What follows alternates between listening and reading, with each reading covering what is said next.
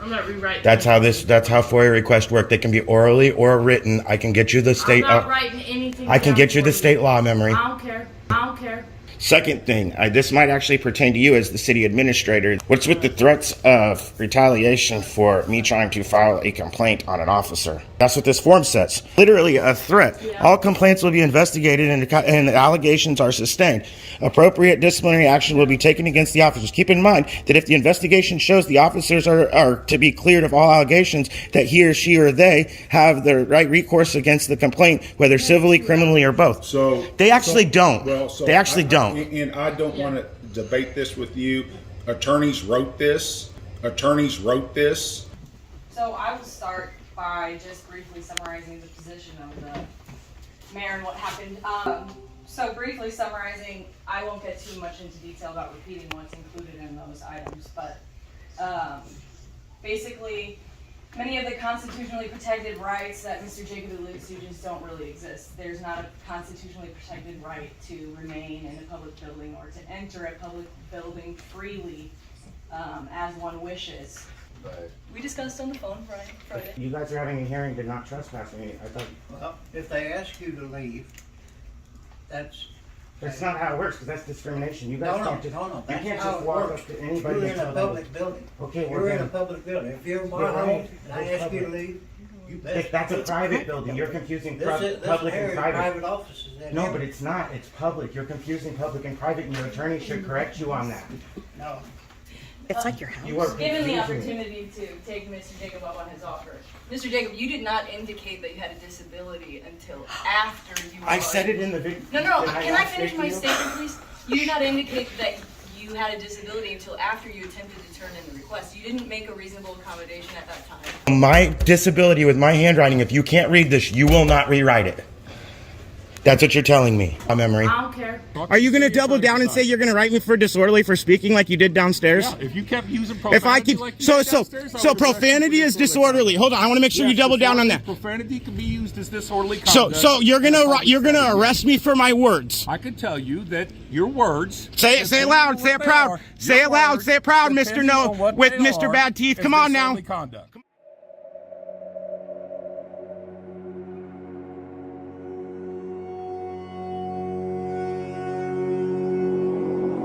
100%, she's garbage. Are you going to double down and say you're going to write me for disorderly for speaking like you did downstairs? Yeah, if you kept using profanity, if I keep so profanity is disorderly. Hold on, I want to make sure you double down on that. Profanity can be used as disorderly conduct. So you're gonna arrest me for my words. I can tell you that your words. Say it loud. Say it proud. Say it loud. Say it proud, Mr. No with Mr. Bad Teeth. Come on now. Come on, say it loud. Sir, I'm going to tell you, I'm not on duty at the moment. And if you keep getting closer to me, 24/7. You're on duty 24/7. You're carrying a gun. You're doing all that. Yeah, it's a Second Amendment right for me. No, but you do it 24/7. You're representing the city as the chief. I have not moved either, so you can say what you want. What are you gonna hit me as a citizen? I'm telling you, don't keep approaching on me. I haven't moved. You're gonna make me an. Hey, are you guys recording? If I moved?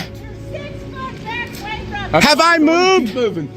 Have I moved? Anybody? He just threatened me. I feel threatened. I said if you keep moving closer towards, you're gonna do what? You're gonna do what? I'm gonna defend myself. Well, do it. I'm standing right here. Defend me. I'm not moving. I'm not moving. You just made a threat. If you're gonna do it, then do it, sir. If you're gonna hit me, then hit me, sir. If you're gonna hit me, then hit me. That's fighting words. Do you know the fighting words doctrine? Yeah, I know. You're exempt. I'm allowed to threat. I'm allowed to make all comments to you, not threats. All comments. All comments. I'm not close to you. You keep moving your hand closer to me, and it's not. My hand? My hand? It's a danger to me. Oh my God! You're a baby. You're a legit baby. Doesn't matter. You're a baby. It's that. Why did you lose? Why did you lose your job at the prison? Were you touching females? You got walked out allegedly. You allegedly got walked. And you allegedly stole money. Gary, I've got it. I got that too. Because you claim you make how much? How much did you tell those young girls you make? The person that you're alleging is a real person in Boone County? No, that's you. No, that's not me. Oh, it's 100% you. I can tell you. 100% you. Because I talked to it. It's 100% you, Gary. I can tell you it's not. You even told me the other name. There's two names. You told me the other name. I've got it on video when you were talking to Becky Lawson that day.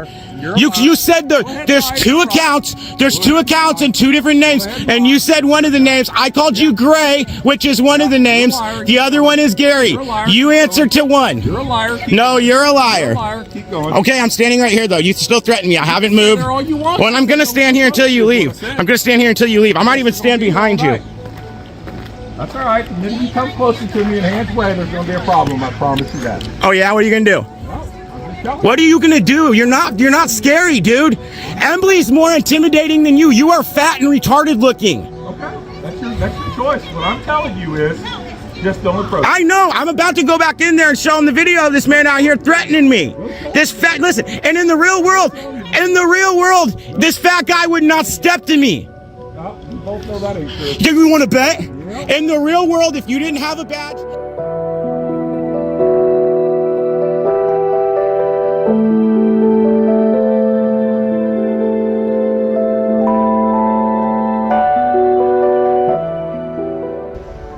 You don't know about the headlight getting pulled over, and then when she tried to show proof of insurance, they went ahead and wrote the ticket anyway.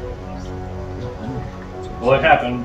Officer Penrod stopped me one night at the quick shop, told me that my headlight was out. I told him, yes, sometimes it comes on, sometimes it's off. He went on about his way, I went on about my way. I messed with the lights, they came on, and sometimes they do go back off and we fix it. On this particular night, she was leaving to go pick our son up.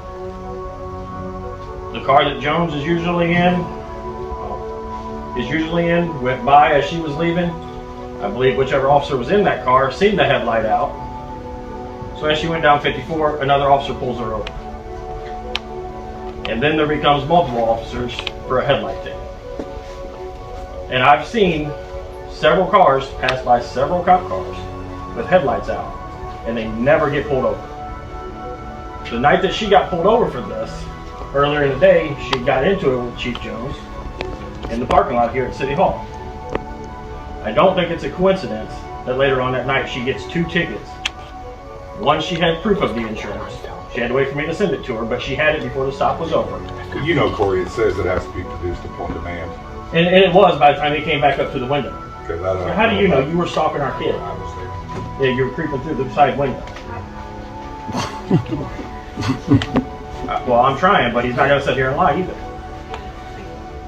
Well, I have the video sometime. You'll allow me to come to your office and show you? I would love to do it. I'm gonna talk extra quiet. Well, because I feel like they need to at this point. You feel like they need to. You know, you think, I'm gonna get stopped, so I'm gonna make a video. Well, Is that it? I mean, would you rather a video be there if something happened to you that shouldn't have happened? It's called accountability. Well, I mean, there wouldn't be proof of wrongdoing if there wasn't video. If I was in the wrong, I'm in the wrong. Yeah, but if you're not in the wrong and you get accused of being in the wrong, that's two totally different things. That's a conversation between me and you. I figured it was getting close. Yes.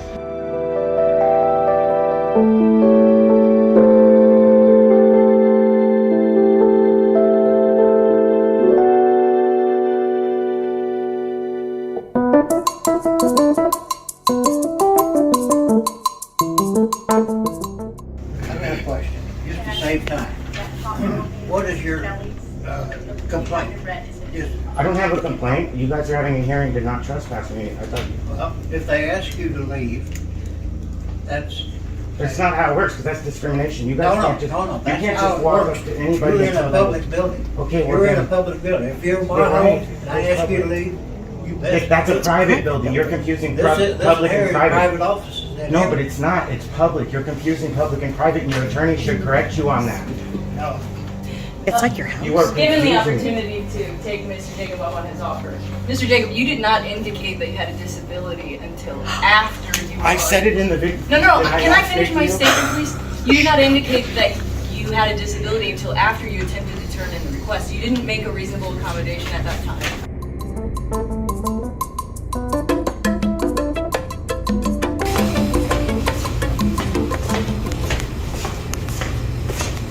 How's it going? Alright. So I have two questions here regarding these forms.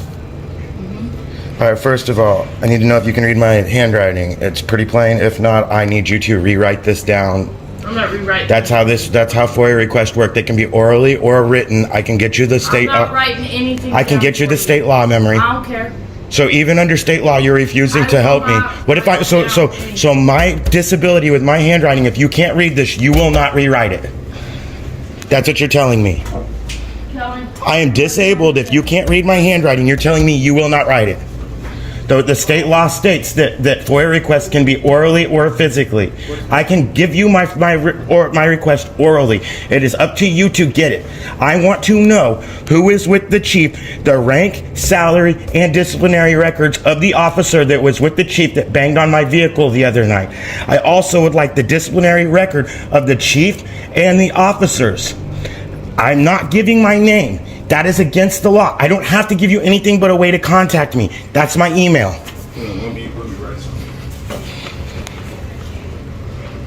If my name is written anywhere on here, it's forged. I did not give you my name.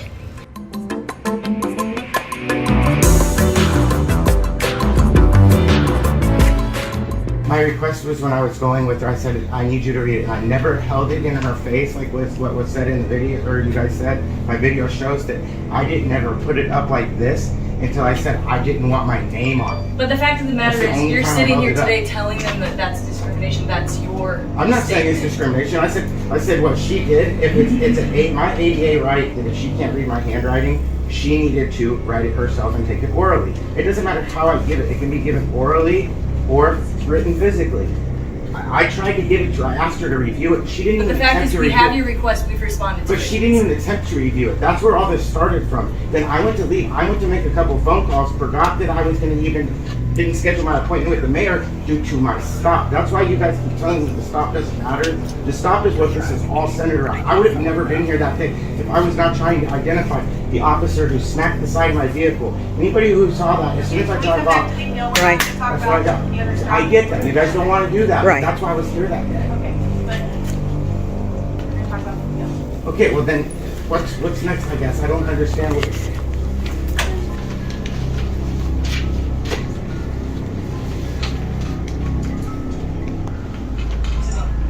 Council, would you guys like me to stand? I'm happy to stand.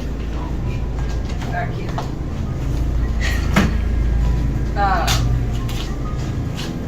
So I will start by just briefly summarizing the position of the mayor and what happened. I will ask first, did everyone have a chance to review the materials and the items that were sent on Friday? About the one today. And yeah, about the ones that went today. Even though the deadline was Friday. There's no deadline. We discussed on the phone Friday. That's fine, but there's no deadline. You guys would not tell me who the complaint even was. At one point, I was under the impression that it was her. At another point, now I'm under the impression it's hers. Okay. So I don't. It didn't really seem fair, so I figured I would have a chance to update it. Okay, well, we got it, so we'll just go ahead. Yeah, Okay. So briefly summarizing, I won't get too much into detail about repeating what's included in those items, but basically, many of the constitutionally protected rights that Mr. Jacob alludes to just don't really exist. There's not a constitutionally protected right to remain in a public building or to enter a public building freely as one wishes. The mayor, by statute, has superintending authority of City Hall and this building. The action taken by the mayor is a limitation simply conditioning entry into City Hall of Mr. Jacob for a limited period of time. It's not even really appropriately termed a ban. You'll see on the notice, he's allowed to enter City Hall for a public meeting like today. He's allowed to enter City Hall with a previously scheduled appointment. There's no indication that he's tried to make an appointment and that he's been denied an appointment to come to City Hall. Given the statements and requests by Ms. Gonzalez, the city clerk, the city has a duty as an employer to protect its employees. The appointment aspect is meant to ensure that others can be supervising any interaction when Mr. Jacob is on the premises or otherwise available to handle his request. The fact that the notice stated to contact the city clerk, Memory Gonzalez, is simply because she's just that, she's the city clerk. Contact can be made via phone or email. The notice letter that was provided to Mr. Jacob does not absolve her duties as the city's custodian of record or the city's clerk by code. It's just an avenue to limit direct interaction, face-to-face interaction. Also, you'll see in the videos that were provided and the statements that the real issue is that Mr. Jacob is frequently attempting to argue and dispute with city employees about a matter that's not directly related to interactions with city employees, i.e. the stop in question that he has issue with. So it's not an unreasonable limitation for the city. Well, back up. Many of those interactions, as you have seen, were also recorded and have also been recorded. So it's not unreasonable for the city to wish to reasonably limit any type of recording, given the fact that Mr. Jacob has mentioned litigation in those conversations with city staff. Can we not skip that real quick? I asked Mr. You'll have a chance to respond. I asked him for your guys' recordings, but Wait your turn, sir.